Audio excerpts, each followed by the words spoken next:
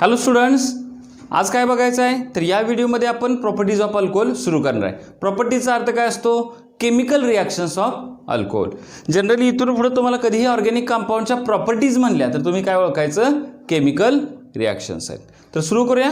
That is the properties of alcohol. What is formula of alcohol? अल्कोहोलचा formula काय असतो आपला? ROH. आता हा ROH फॉर्म्युला म्हणजे काय? तुमचं अल्कोहोल असेल तर काय होतं बघा. अल्कोहोलच्या स्ट्रक्चरमध्ये दोन पोलर बॉन्ड असतात. हा एक बॉन्ड आहे, हा एक बॉन्ड आहे. हा बॉन्ड कोणामध्ये आहे? कार्बन आणि ऑक्सिजन. हा R दिसतोय म्हणजे कोण असणार आहे? कार्बन असणार आहे, अल्किल ग्रुप असणार आहे. हा एक बॉन्ड आणि हा ऑक्सिजन हायड्रोजन हा एक बॉन्ड. हे दोन बॉन्ड पोलर आहेत. मग हे दोन बॉन्ड पोलर असल्यामुळं हा बॉन्ड ब्रेक होऊ शकतो, हा पण बॉन्ड ब्रेक होऊ शकतो. आपल्या रिॲक्शनमध्ये कोणता बॉन्ड ब्रेक होणार आहे? अल्कोहोलमधला ऑक्सिजन हायड्रोजन बॉन्ड ब्रेक होणार आहे की ऑक्सिजनमधला कार्बन ऑक्सिजन बॉन्ड, ऑक्सिजनमधला अल्कोहोलमधला कार्बन ऑक्सिजन बॉन्ड ब्रेक होणार आहे? डावीकडचा की उजवीकडचा बॉन्ड कोणता ब्रेक होणार आहे त्याच्यावर डिपेंड ठरतं की तुमचं स्ट्रक्चर कोणतं तयार होणार आहे, म्हणजे प्रोडक्ट कोणता तयार होणार आहे. Product of reactions of alcohol depends on the type of bond which can be break in the chemical reactions. मग ह्याच्या केमिकल रिॲक्शन बॉन्ड कोणता ब्रेक होतो त्याच्यावर डिपेंडिंग ऑन क्लासिफाय केले जातात. पहिली रिॲक्शन अशी असते दॅट इज रिॲक्शन्स. 5 प्रकारच्या रिॲक्शन्स बघायच्या आहेत. Reaction which involves breaking. ब्रेकिंगला आपल्या बुकमध्ये क्लिव्हेज असं पण नाव दिलेलं आहे. Breaking of oxygen hydrogen bond. हा बॉन्ड ब्रेक होतात. त्या काही रिॲक्शन्स आपल्याला बघायच्या. आलं लक्षात? मग ह्यामध्ये जनरली कुठली रिॲक्शन येते तर दॅट इज ॲसिडिक नेचर. त्यात कुठलं येतात? ॲसिडिक नेचर ऑफ अल्कोहोल हे आपल्याला डिस्कस करायचं आहे. ॲसिडिक नेचर का? तर समजा ऑक्सिजन हायड्रोजन बॉन्ड ब्रेक झाला तर आपल्या ऑक्सिजनची इलेक्ट्रोनेगेटिव्ह जास्त असल्यामुळे इलेक्ट्रॉनची पेअर कुणाकडे येणार आहे? ऑक्सिजनकडे. ऑक्सिजन हायड्रोजनच्या मधली इलेक्ट्रॉनची पेअर जर ऑक्सिजनकडे आली तर H+ बाहेर पडेल का? आणि केमिस्ट्रीमध्ये जे कंपाऊंड H+ देतं ते काय असतं? दॅट इज द ॲसिडिक असतं. मग ज्या रिॲक्शनमध्ये ऑक्सिजन हायड्रोजन बॉन्ड ब्रेक होतो that reaction explains the acidic nature of alcohol. Alcohol हे ॲसिड नाहीत बट ॲसिडिक नेचरचे आहेत. एखादा माणूस बदमाश नसतो पण त्याचं नेचर बदमाशीचं असतं. तसं झालं की ॲसिडिक नेचरचं अल्कोहोल असतं. दुसरे रिॲक्शन्स आहेत, दुसऱ्या टाईपच्या reactions that is reactions which involves breaking of ROH bond. हा बॉन्ड ब्रेक होईल म्हणजे इथला बघा, हा पहिल्या रिॲक्शनमध्ये हा बॉन्ड ब्रेक होईल, दुसऱ्या रिॲक्शनमध्ये हा बॉन्ड ब्रेक होणार आहे. आलं लक्षात? तिसऱ्या रिॲक्शन्स बघायच्या आहेत दॅट इज एलिमिनेशन रिॲक्शन. तिसऱ्या कुठल्या प्रकारची रिॲक्शन बघायची आहे? एलिमिनेशन रिॲक्शन, ज्यामध्ये काय होतं असतं? फॉर्मेशन ऑफ वॉटर होतं किंवा फॉर्मेशन ऑफ अल्किन येईल. फॉर्मेशन ऑफ वॉटर नाही, that is a removal of water येईल. इलिमिनेशन रिॲक्शन म्हणजे रिमूव्हल ऑफ वॉटर, त्यामधून वॉटर काय होणार आहे? बाहेर पडणार आहे. चौथी रिॲक्शन असेल that is the oxidation of alcohol. चौथी रिॲक्शन कशाची आहे? Oxidation of alcohol. आणि अल्कोहोलचं ऑक्सिडेशन केलं की काय मिळणार आपल्याला? अल्डिहाइड्स मिळणार आहेत आणि अल्डिहाइड्सचं ऑक्सिडेशन केलं की आपल्याला पुढं ॲसिड्स मिळणार आहेत. And last one that is the haloform reaction. कुठली रिॲक्शन असणार आहे? Haloform reaction. ही हॅलोफॉर्मची reaction is also type of oxidation reaction. ही सुद्धा एक प्रकारच्या ऑक्सिडेशनचीच रिॲक्शन आहे. मग आपल्याला काय करायचं आहे? ह्या 5 प्रकारच्या रिॲक्शन्स डिस्कस करायच्या आहेत. या व्हिडिओमध्ये let us discuss about the reactions which involve the breaking of oxygen hydrogen bond that is the acidic nature of the alcohol. लक्षात आलं का? व्हिडिओ पॉज करा, मी हे क्लीन करून घेतो. त्याच्या अगोदर स्क्रीनशॉट काढून हे लिहून घ्या. चलो व्हिडिओ पॉज करा. चला लिहून घेतलंय. चलो will start with the acidic nature of alcohol. Alcohol हे कुठल्या नेचरचे असतात? ॲसिडिक नेचरचे. ॲसिड कुणाला म्हणायचं? जो H+ देतो. मी एक रिॲक्शन लिहितो. कोणती रिॲक्शन लिहितोय? इकडे बघा, ROH. रिव्हर्सिबली गिव्स, कारण ही रिॲक्शन रिव्हर्सिबल होते. हा बॉन्ड ब्रेक होईल.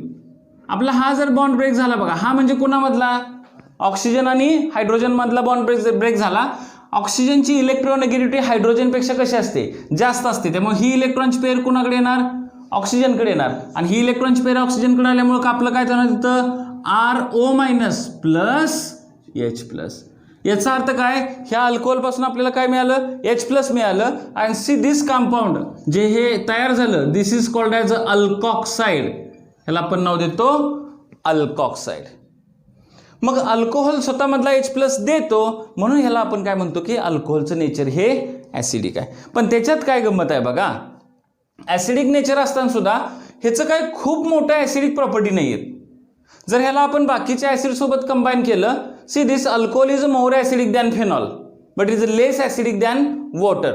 जर तुम्ही आपण सिक्वेन्सेस काढायचं म्हटलं तर H2O is more acidic than alcohol which is more acidic than the phenol म्हणूया, किंवा आपण इथं दिलंय बघा काय आपल्याला अल्काइन्स. हे काय आपलं वॉटर, हे काय आहे अल्कोहोल, आणि हे काय आहे अल्काइन्स. पण अल्काइन्स कोणते घ्यायचे, टर्मिनल अल्काइन्स. टर्मिनल अल्काइन्सचा अर्थ काय, ज्याच्यामध्ये एका कडेला C ट्रिपल बॉन्ड C असतो. चुकलं की माझं इथं सुद्धा C ट्रिपल बॉन्ड CH असं पाहिजे होतं. हायड्रोजनला ट्रिपल बॉन्ड झाला, चुकलं. चलो, वॉटर अल्कोहोल अल्काइन्स. म्हणजे कसं होतं की वॉटरची ॲसिडिक प्रॉपर्टी ही अल्काइनपेक्षा टर्मिनल अल्काइनपेक्षा जास्त असते.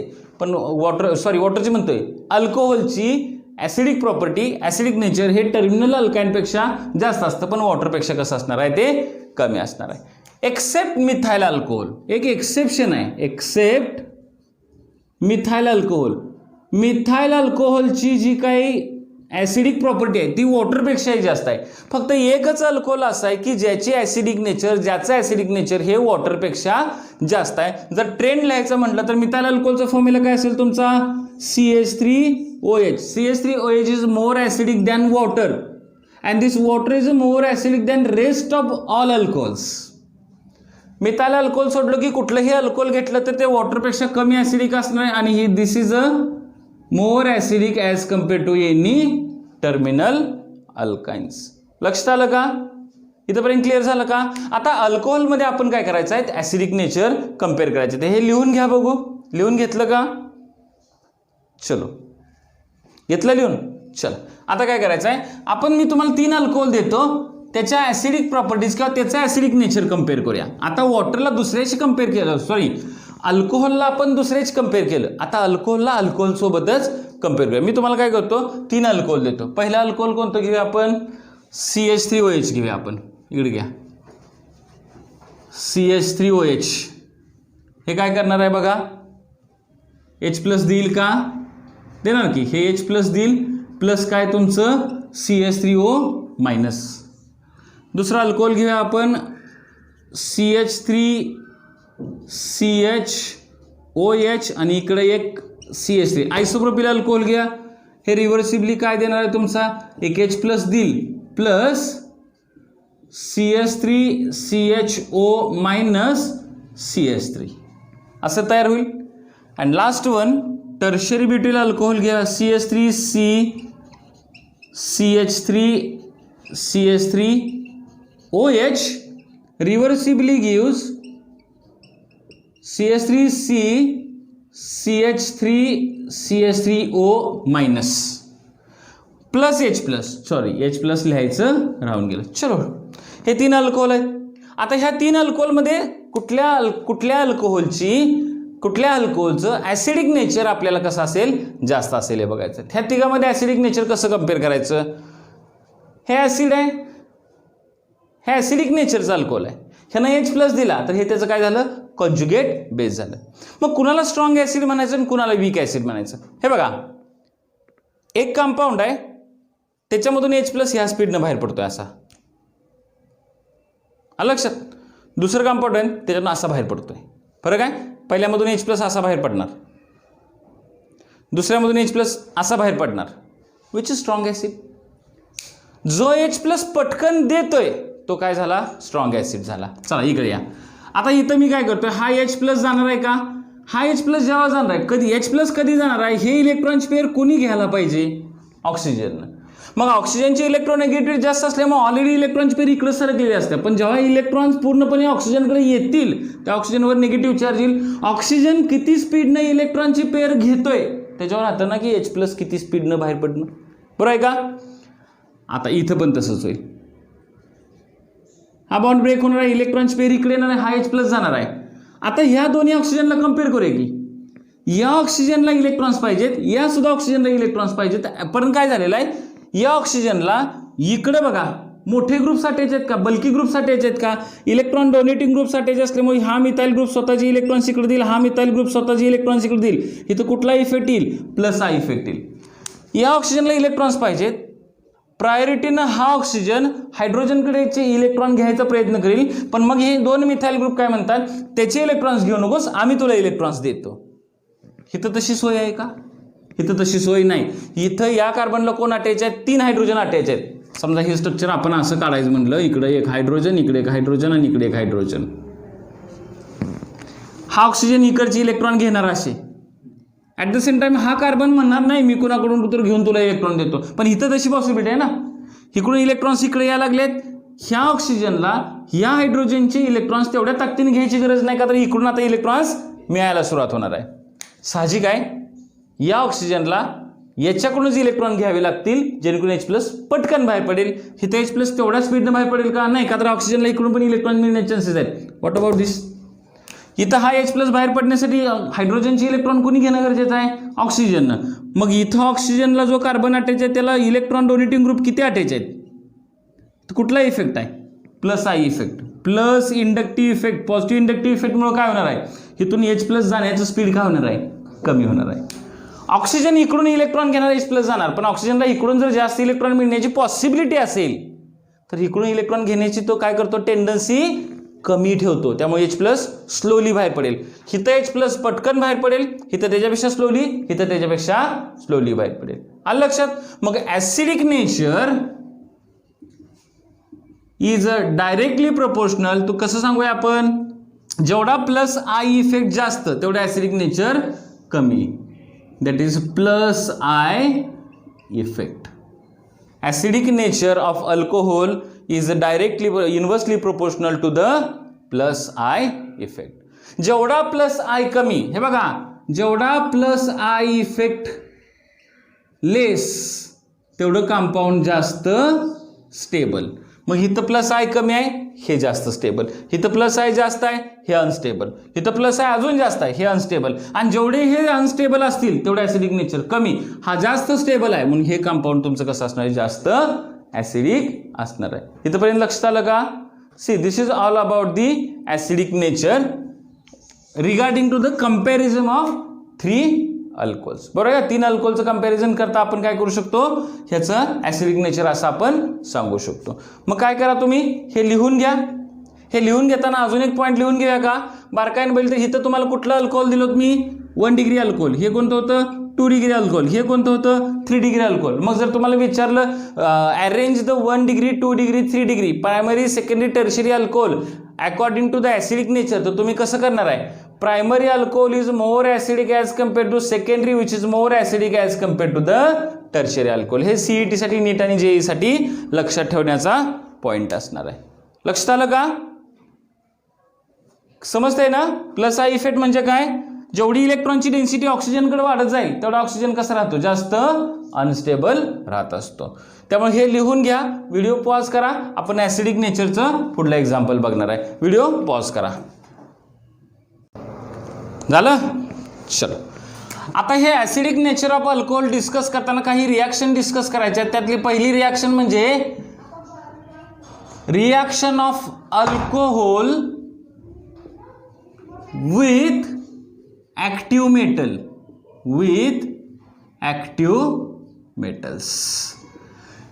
ॲक्टिव्ह मेटल सोबत काय करायचे, आपल्याला रिॲक्शन करायचे. कशी रिॲक्शन करायची आहे, कुठलाही ॲक्टिव्ह मेटल जर आपण घेतला, फॉर एक्झाम्पल झिंक घेतला, मॅग्नेशियम घेतला, सोडियम घेतला, तर हे सगळे ॲक्टिव्ह मेटल आहेत. आणि कधी लक्षात ठेवायचं, ॲक्टिव्ह मेटल ॲसिड सोबत कंबाईन झाला की हायड्रोजन गॅस बाहेर पडतो.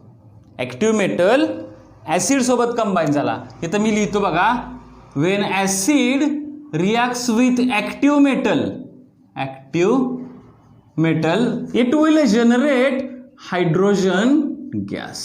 काय तयार करेल तो?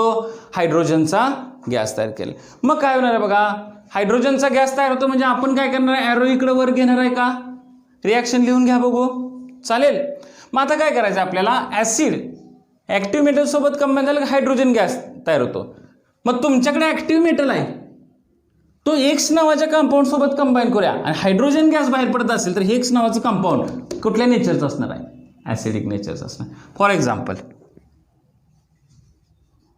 C2H5OH घेऊया आपण. कुठलं घेतलं?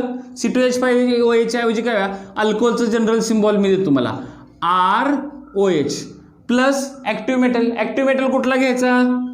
सोडियम घेतला. काय तयार होणार आहे? असेच 2 हायड्रोजन बाहेर पडतील, हिथून 1 हायड्रोजन बाहेर पडेल.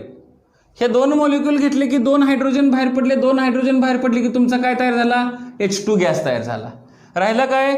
2RO कोणासोबत कंबाईन होऊन?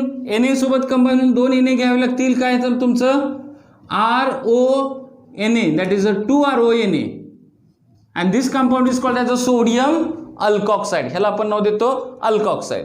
आता परत एकदा चेक करा, ऍसिड ऍक्टिव्ह मेटल सोबत कंबाईन झाली H2 गॅस तयार होतो. इथं आपण अल्कोहोल ऍक्टिव्ह मेटल सोबत कंबाईन H2 गॅस बाहेर पडला. याचा अर्थ ह्या अल्कोहोलचं नेचर ऍसिडिक असणार आहे. ते प्रूव्ह करण्याची पहिली रिॲक्शन, आपण ऍसिडिक नेचर पाहतोय ना, मग ऍसिडिक नेचरचं नेचर प्रूव्ह करण्याची पहिली रिॲक्शन कुठली असणार आहे?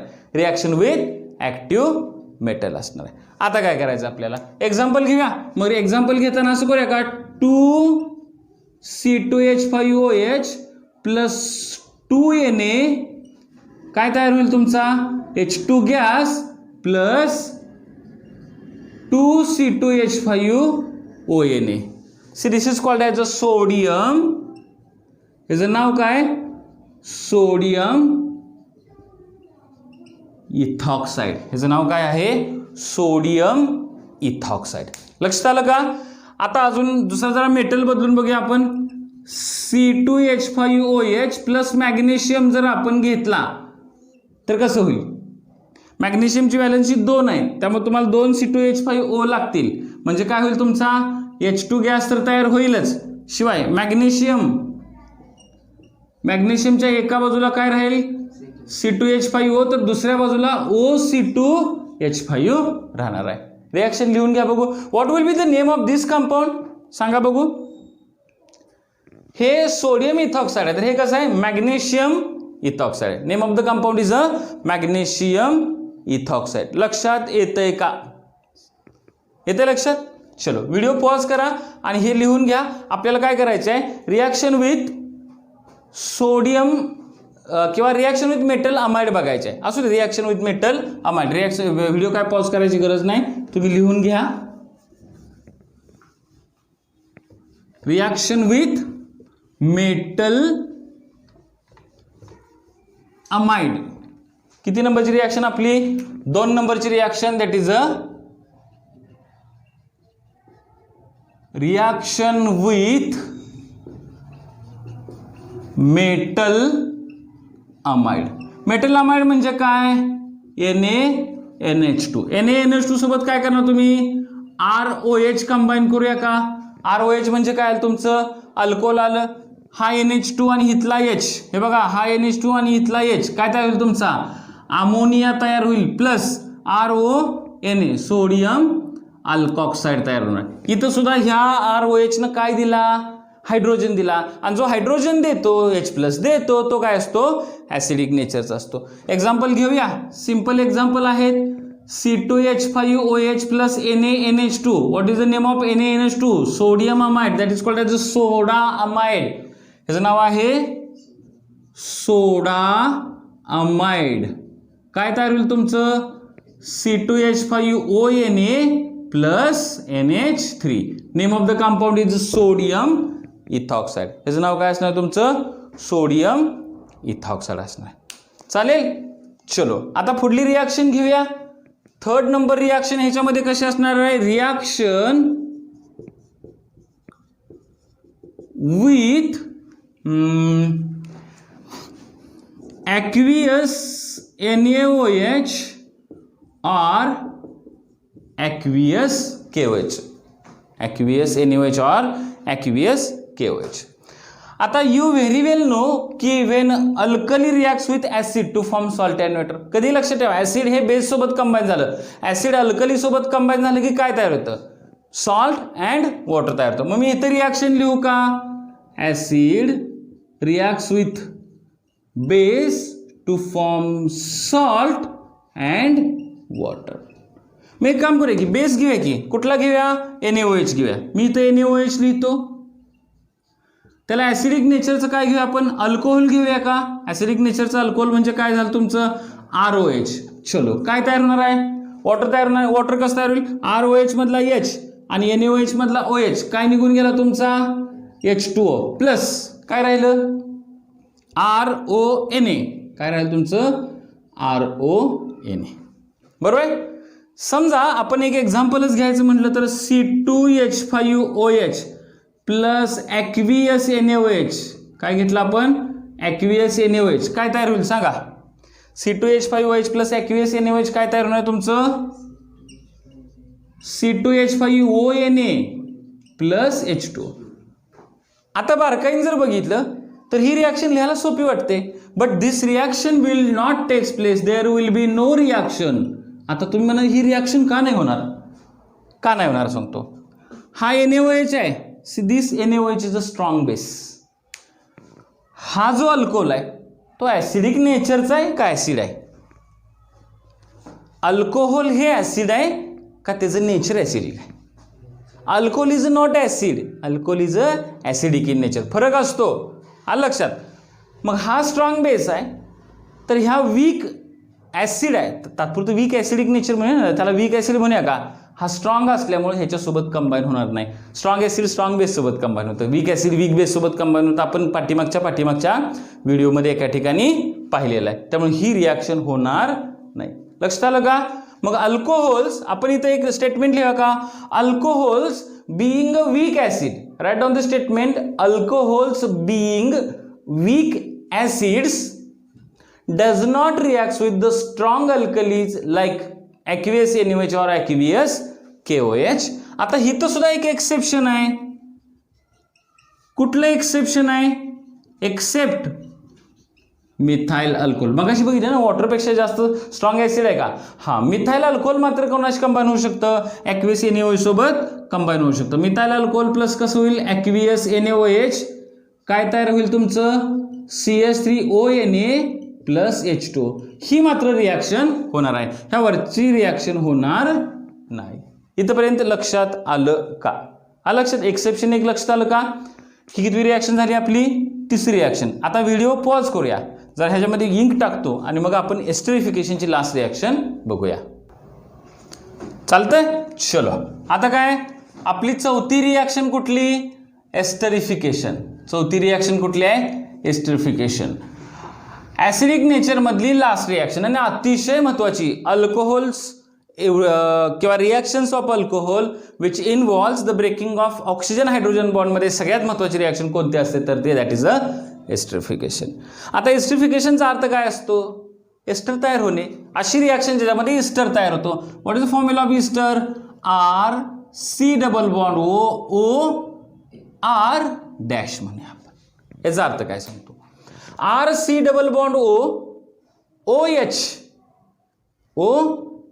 इथं जर H असतं तर ते ऍसिड झालं असतं, पण ऍसिड मधलं H if it is replace by any alkyl group, नाव this compound is called as a ester. आणि इस्टर कधी तयार होतं, ज्यावेळेला एखादं कार्बॉक्झिलिक ऍसिड तुमच्या अल्कोहोल सोबत कंबाईन होतं. कुठलं, कार्बॉक्झिलिक ऍसिड. मी इथं लिहितो कार्बोझायलिक. काही लोक कार्बोझायलिक म्हणतात किंवा कार्बॉक्झिलिक ऍसिड म्हणायचं. Carboxylic acid when reacts with alcohol it will generate the ester. काय तयार करतात, हे इस्टर जनरेट करतात. मग आता आपण बघूया. चलो रिॲक्शन बघायचं असेल तर काय करूया बघा, मी इकडे लिहितोय RC double bond OH. What is the name of this compound, this compound is acid and then R dash OH. आता ही रिॲक्शन ऍक्च्युअली रिव्हर्सिबल आहे बरं का. ही रिॲक्शन कशी आहे, रिव्हर्सिबल आहे. आता ही रिॲक्शन रिव्हर्सिबल आहे तर काय तयार होणार सांगतो, इकडे लक्ष द्या. याच्यामध्ये काय होईल,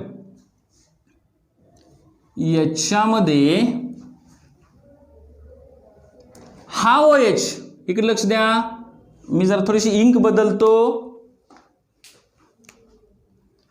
हा OH दिसतो का बघा रेडनं, आणि हा H, दोघं जण निघून जातील. काय तयार होईल? एक OH आणि दुसरा H निघून गेला तर तुमचा काय राहिला इथं? H2O शिल्लक आला, म्हणजे तयार झाला. मग इथं काय राहिलं? RC डबल बॉन्ड O शिल्लक राहिला. तो RC डबल बॉन्ड O मी इकडे लिहून घेतो, RC डबल बॉन्ड O. आणि इकडे काय राहिलं? OR, RO म्हणायचं नाही, OR dash, OR dash, and this compound is nothing but the ester. आता गंमत बघा कशी गंमत आहे. ऍसिड मधला OH अल्कोहोल मधला H निघून गेला तर इस्टर तयार होईल. आपण असं पण म्हणू शकतो का नाही, हा OH आणि हा H निघून जाऊन वॉटर तयार होतेच की, आणि हेच कंपाऊंड तयार होईल ना. मग आपण कसं ठरवणार की अल्कोहोल मधला OH आणि ऍसिड मधला H का ऍसिड मधला OH आणि अल्कोहोल मधला H? हे हा जो ऑक्सिजन आहे हा तो अल्कोहोल मधून आलाय का ऍसिड मधून आलाय हे बघावं लागेल. आता आपण कुठल्या आपण रिॲक्शन शिकतोय? ऍसिडिक नेचरच्या. म्हणजे कोणाचं ऍसिडिक नेचर शिकतोय? अल्कोहोलचं. मग अल्कोहोलचं ऍसिडिक नेचर शिकत असेल तर अल्कोहोलचा H बाहेर पडायला पाहिजे. पण हा तर दिस इज अ ट्रूली ऍसिडच आहे ना, हा OH देणारच नाही. ऍसिड कधी OH देतो का? त्यामुळे मग काय व्हायला पाहिजे? इथला OH बाहेर पडला, इथला H बाहेर पडायला पाहिजे. बघा थोडंसं कन्फ्युजिंग आहे. समजा आपल्याला तयार करायचं असेल इस्टर तर पॉसिबिलिटी अशी कशी आहे? हे बघा, ऍसिड अँड अल्कोहोल. आता मी थोडंसं कन्फ्यूज करतो तुम्हाला. ऍसिड मधून H आला तर अल्कोहोल मधून OH पाहिजे, किंवा ऍसिड मधला OH आला तर अल्कोहोल मधला H पाहिजे. परंतु कसं आहे बघा, ऍसिड H प्लस दिलंच की, मग अल्कोहोलनं OH द्यायलाच पाहिजे. पण ऍसिडने H दिला की सॉरी इकडं आहे, अल्कोहोलनं OH देईल. अल्कोहोल काय करेल? OH देईल. पण ऍसिड OH कधीतरी देईल का? का? बिईंग ऍसिड तो OH कधीच देणार नाही. मग अल्कोहोलला H द्यायची गरज आहे का? नाही. अल्कोहोलला H द्यायची गरज आहे का? नाही. मग वरच्या रिॲक्शनमध्ये अल्कोहोल काय देणार? वरच्या रिॲक्शनमध्ये अल्कोहोल काय देणार? OHच देणार. बरोबर आहे ना? पण ऍक्च्युअली ही रिॲक्शन अशी होणार आहे बघा, ऍसिड मधला OH बाहेर पडणार आणि अल्कोहोल मधला H बाहेर पडणार. That is the acidic nature ना. मग आपल्याला हे झालंय की नाही हे बघण्यासाठी एक रिॲक्शन करावी लागते, आणि ही रिव्हर्सिबल रिॲक्शन आहे. ही रिव्हर्सिबल रिॲक्शन टाळण्यासाठी कॉन्सन्ट्रेटेड H2SO4 कॅटॅलिस्ट म्हणून ऍड करतात. काय ऍड करायचं आपल्याला? कॉन्सन्ट्रेटेड H2SO4 कॅटॅलिस्ट म्हणून ऍड करायचा आहे. चला तर बघूया मग आपण कोण H देणार, कोण OH देणार. H देणार आणि H का देतो? OH देणारा OH का देतो? सी दिस आयसोटोप्सचा वापर करून आपण ते बघायचं आहे. आयसोटोप्स म्हणजे काय बघा, तर एक रिॲक्शन आपण समजा घेतली, एक ऍसिड घेऊया, CH3C double bond OH plus CH3OH. बरोबर आहे का बघा? घेतलं? चलो, कॉन्सन्ट्रेटेड H2SO4च्या प्रेझेन्समध्ये ही रिॲक्शन आपल्याला करायची आहे. पण करत असताना काय करूया, इथं आपण एक आयसोटोप्स घ्यायचे आहेत. कसे आयसोटोप्स घ्यायचे आहेत? हा जो ऑक्सिजन आहे तो ऑक्सिजन 18 घ्यायचा. आता तुम्हाला ऑक्सिजनचे आयसोटोप्स माहित आहेत की, ऑक्सिजनचे आयसोटोप्स कसे आहेत? O16, O17 and O18. Generally जिथं जिथं केमिस्ट्रीत फक्त असा ऑक्सिजन लिहिला जातो, दॅट इज O16. आलं लक्षात? पण आता इथं आपण आयसोटोप घेऊया. काय आयसोटोप घेऊया? जो अल्कोहोल मधला ऑक्सिजन आहे तो ऑक्सिजन 18 O18 घेऊया आपण, आणि हा मात्र कसा असेल? O16 असेल. बरोबर आहे का? चलो, जेव्हा आता इथं इस्टर तयार होणार आहे, ज्या वेळेला इथं इस्टर तयार होईल त्यावेळेला इस्टरचं स्ट्रक्चर हे असंच राहणार आहे आपलं, आणि इकडं काय राहणार आहे? वॉटर राहणार आहे. आणि एक्सपेरिमेंट केला गेला त्यावेळेला असं लक्षात आलं, इस्टर मधला जो ऑक्सिजन आहे तो O18 आहे. आता गमत बघा, इस्टर मधला जो ऑक्सिजन आहे तो O18 होता. याचा अर्थ ह्या अल्कोहोलचा ऑक्सिजन इस्टर मध्ये आलाय मग अल्कोहोलचा ऑक्सिजन जर इस्टरमध्ये आला असेल तर अल्कोहोलमधनं काय निघून गेला असणार आहे? नाही, ऑक्सिजन ऑलरेडी इथं आलाय ना, तर हा निघून गेला असेल. मग ह्यातला काय निघून गेला असणार आहे? OH निघून गेला असणार आहे. आलं लक्षात? म्हणजे हा ऑक्सिजन असेल तो कसा असेल? ऑक्सिजन 16 असणार आहे. आता समजा एक काम केलं आपण, C2H5C double bond OH plus CH3OH घेतला आणि हा ऑक्सिजनचा आयसोटोप आपण काय घेतला? 18 घेतला. तर स्ट्रक्चर कसं तयार होईल? CH3C डबल बॉन्ड CH3 नाही ना इथं, C2H5 CH3 प्लस H2. आता ऑक्सिजनचा आयसोटोप कुणाकडे आला असणार आहे? इस्टरमध्ये आला असेल की वॉटरमध्ये आला असेल? तो वॉटरमध्ये आला असेल. And this is called as a isotopic labelling. ह्याला आपण एक नवीन नाव देतो, आयसोटोपिक लेबलिंग. आयसोटोपला काय करायचे आपल्याला? लेबल करायचे. अलग लक्षात. आणि हे जे इस्टर्स तयार होतात ना, हे सगळे see these are having fruity smell. ह्या इस्टरचा स्मेल कसा असतो? फ्रुटी, म्हणजे अति फळासारखा काय येत असतो, त्याला स्मेल येत असतो. चालेल. म्हणजे आपण ऑक्सिजन हायड्रोजन कुणामधून घेतला? अल्कोहोलमधून. OH कुणामधून घेतला? ॲसिडमधून. आता तुम्ही म्हणला ॲसिडमधून ॲसिड कसा OH देईल? अरेनिस थेरीमध्ये बघितलं की OH देणारा बेस असतो. तरी पण आपण काय करायचं आहे? ह्याच्यामधला OH काढायचा आहे, ह्याच्यामधला H काढायचा आहे. आता ह्याचा OH का देणार आहे? आता बघा, हे ॲसिडिक नेचरचं आहे आणि हे ॲसिड आहे. एकाचं नेचर ॲसिडिक आहे आणि दुसरा ॲसिड आहे. मग ह्या ॲसिडमधून OH बाहेर काढण्याची क्षमता ह्याची नसणार आहे ना. दोघाला कम्पेअर केलं तर अल्कोहोलपेक्षा कार्बोक्सिलिक ॲसिड हे ॲसिडिक नेचर जास्त असणार आहे ना. एक ॲसिड आहे आणि दुसरं ॲसिडिक नेचर असलेलं कंपाऊंड आहे. मग ॲसिडिक नेचर असलेलं कंपाऊंड ॲसिडमधून OH मायनस काढू शकणार नाही आणि हिथनं OH मायनस काढायचा आहे, म्हणून आपण काय वापरतो? कॉन्सन्ट्रेटेड H2SO4 वापरतो. What is role of concentrated H2SO4? हा काय करतो? स्ट्रॉंग ॲसिड स्ट्रॉंग ॲसिडमधून काय काढतोय? OH बाहेर काढतोय. आलं लक्षात? लक्षात आलं? आता काय करायचं आपल्याला? मेकॅनिझम ऑफ एस्टरिफिकेशन बघायचं आहे. पण ऑलरेडी हा व्हिडिओ जो अर्धा तासाचा झालेला आहे. आपण काय करूया? मेकॅनिझमसाठी सेपरेट व्हिडिओ मोठा करूया. चालेल? चलो.